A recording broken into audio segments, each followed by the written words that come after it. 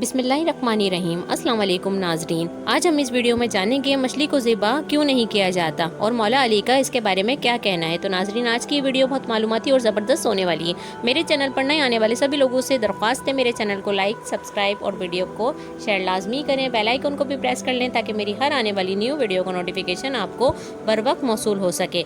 तो नाजरीन, आइए चलते हैं अपनी वीडियो की तरफ। एक मर्तबा मौला अली मस्जिद में हलाल और हराम के बारे में बता रहे थे कि जानवरों को पहले ज़िबा किया करो, फिर हलाल होता है तब खाया करो। तो एक आदमी उठा और इसने अली से कहा, आपने फरमाया सब जानवरों को पहले ज़िबा किया करो ताकि वो हलाल हो जाए, हलाल होता है, मगर मछली को हम हलाल नहीं करते, फिर मछली कैसे हलाल हुई? मौला अली, अल्लाह ताला ने जानवरों को हलाल करने का हुक्म इसलिए दिया है ताकि जब इसको ज़िबा किया जाए तो इस जानवर का सारा खून बाहर निकल जाता है।